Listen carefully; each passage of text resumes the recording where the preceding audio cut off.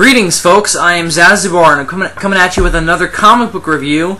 This is a continuation of a review I did a couple months ago of Peter David's run on the Incredible Hulk series, which I did, I believe, 2 months ago. It was around March, so it was longer than that, but it was a few months ago. And I reviewed the first volume of the Marvel Visionaries trade collection of Peter David's run on the Hulk, and that was the first volume again. Today I'm going to be reviewing the second volume of Peter David's run on the Hulk, Marvel Visionaries Peter David The Incredible Hulk Volume 2, which continues the story arc of the Grey Hulk from the first volume. Now this is Peter David's entire first arc on the Hulk, counted with the first trade. Together they form a complete story, even though this particular volume has a little bit extra of the next arc, because it's the first arc is wrapped up a little sooner to make this a full trade. So they added in the first 2 issues of the next arc. It's cool. It keeps you on your seat. So I'm not going to complain too much about that, but we'll talk about that a little later. First things first with this, I wanted to talk about Todd McFarlane's art. If you know comics, I'm sure you know who Todd McFarlane is. He created the character of Spawn, which is an Image comic, but before that he was well known for drawing Spider-Man in the 90s, and more known for drawing Venom in his early days. But even before that, he was working with Peter David on drawing the Hulk, and his art is really, really beautiful. The cover that I'm showing on the screen right now is the cover for the trade, and this is the issue where Wolverine fights the Hulk, the Grey Hulk, and it's an absolutely fantastic cover. The image of the Hulk reflected in Wolverine's adamantium claws is really, really cool and dynamic, and not something you see very often on comic book covers, which would have instead opted for something more like just Wolverine and the Hulk staring at each other, or just some kind of generic fight scene. But this is much more cool and grabs you right away, and it's very different. Overall, Todd McFarlane's art is beautiful. The only problem with this book and the series overall, even the first volume had this problem. I didn't bring it up in the other review only because it was only in 1 issue, but it happens a couple of times in this, is the inconsistency with the art. Todd McFarlane's art is beautiful, and of course it's the best work in the book, but oftentimes there's other artists who draw individual issues or just parts that I guess Todd McFarlane didn't have time to draw or didn't feel like drawing, but there are parts of this which aren't drawn by him, which doesn't mix well, and it's not nearly as good as McFarlane's art. In fact, the first 2 issues of the second arc, which starts at the end of this particular trade, which continues in the next trade, is done entirely by a new artist, and it's not nearly as strong as McFarlane. And again, it's just jarring reading this in trade. I don't know if I'd mind as much if I was reading this month to month, although I think I would. Since, just to point to a more recent example, the current Hulk series, which is going on, written by Jason Aaron, has gone through multiple different artists, and it's very noticeable reading it from month to month. So even then, I still think it works as a criticism, because overall, reading an ongoing series with a continuing storyline that has varying art, and even if especially if the art's denigrating, then it becomes very noticeable, and it hurts the overall effect it's having. What ultimately makes this a fantastic read is, again, Peter David's writing, which we talked about in the last review. Peter David's writing of the Hulk is simply unparalleled. The man understands this character and understands that you can do more than just have him go around saying Hulk smash. This is, again, a different version of the Hulk. I covered this last time, but Bruce Banner was separated from the original Green Savage Hulk, and he became his own person. Being freed from the Hulk, Bruce Banner's friend Rick Jones gained the energies of that Hulk and became the Green Savage Hulk. In an attempt to stop his friend, Bruce used an old gamma ray machine to turn into the Grey Hulk, which was the first Hulk he ever turned into way back in the Incredible Hulk issue 1. And that Hulk is smarter, not quite as strong, but he's a little more malicious than the classic Green Hulk, and that comes out a little bit in the first. That comes out a lot, in fact, in the first trade. But this one kind of tones him down a little bit, and we'll get into that. Excuse me for my kind of tongue tying. It's a little late, but I really wanted to get this review done since I just finished reading this today. Overall, this is fantastic stuff.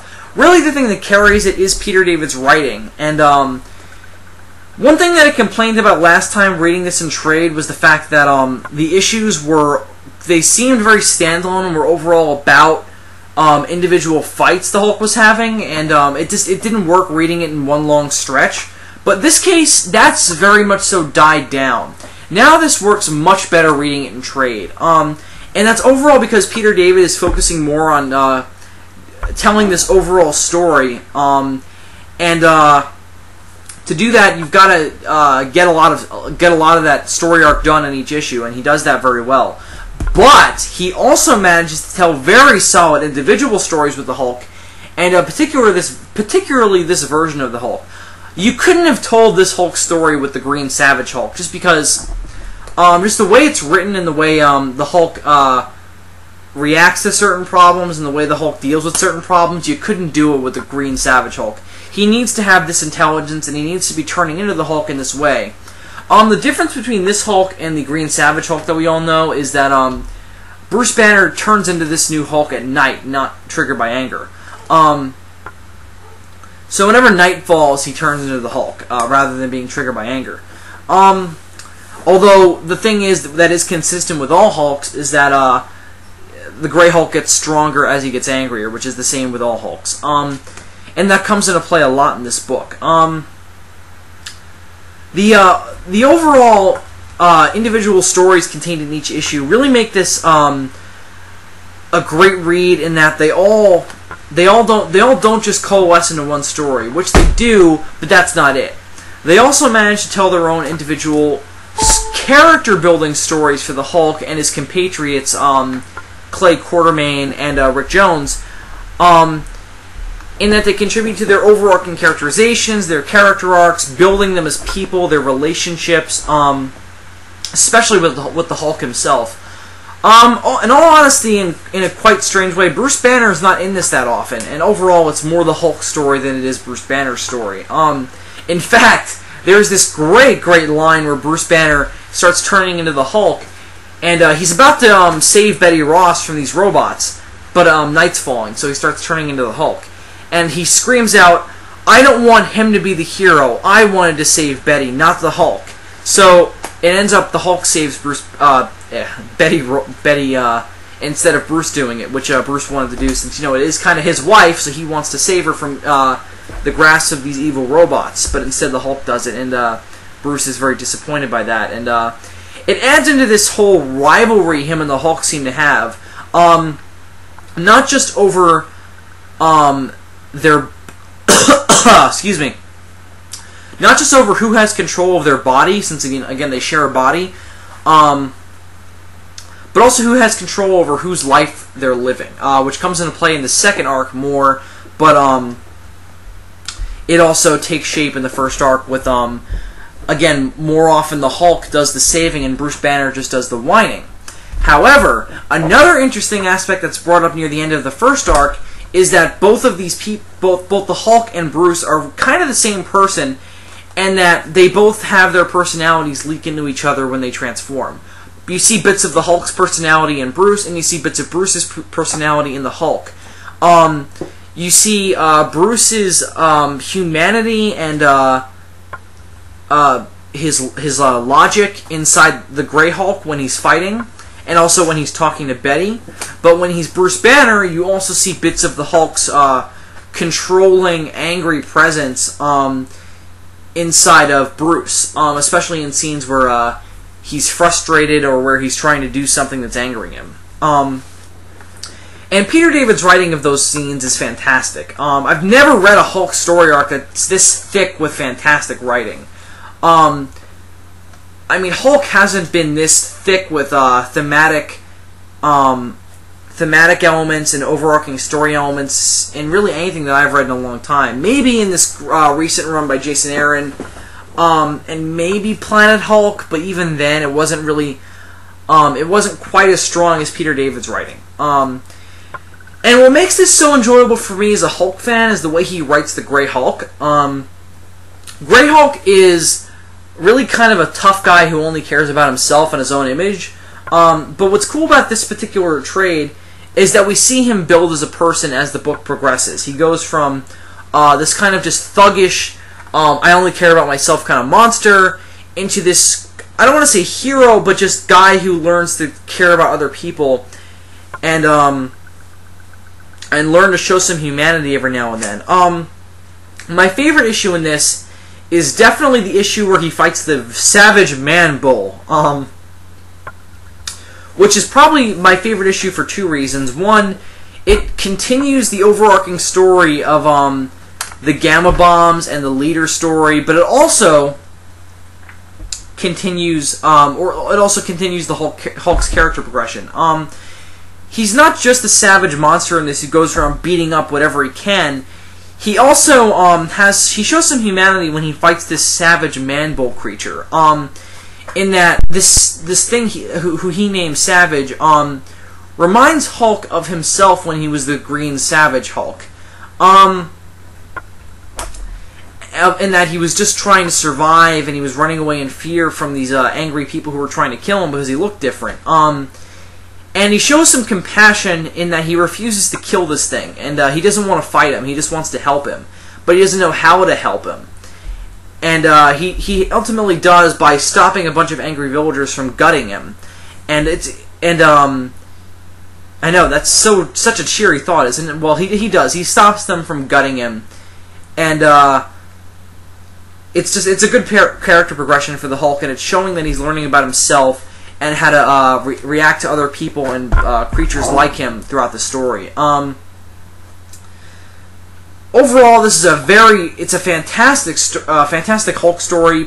Definitely the best Hulk story I've ever read.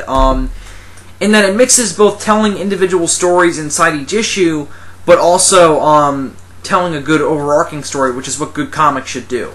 And Peter David's run of the Hulk is very good at doing that. What else should I talk about? I talked about Todd McFarlane's art. I just wish he did it consistently and it wasn't just on and off, because he easily is the best artist on Hulk in this arc. But what else should I discuss? That's without spoiling certain aspects. Overall, it's just a fantastic Hulk story. If you're into the Hulk, I suggest you pick this up. Of course, I think you should start with the first arc, but or the first trade, since it leads into what's happening with this. But this is just overall an extremely good Hulk story, and some of the best comics I've ever read in a very long time. Great Hulk story. I highly recommend it if you're into the character. Picking up these first two trades, which have the first Hulk story of Peter David's run. And of course, he continued on for hundreds of issues of the Hulk. Well, not hundreds, but he continued for over 100 issues of the Hulk. And it just keeps getting more interesting. But the first arc is fantastic, and I highly recommend picking up these first two trades. If for nothing else, I just pick it up for Todd McFarlane's art, because it's beautiful stuff. The way he draws the Grey Hulk is fantastic, and the action scenes are awesome. But again, also Peter David's writing is stellar stuff. And easily the best Hulk writing I've ever read. I'm going to give Peter David's run on the Hulk, specifically this volume 2,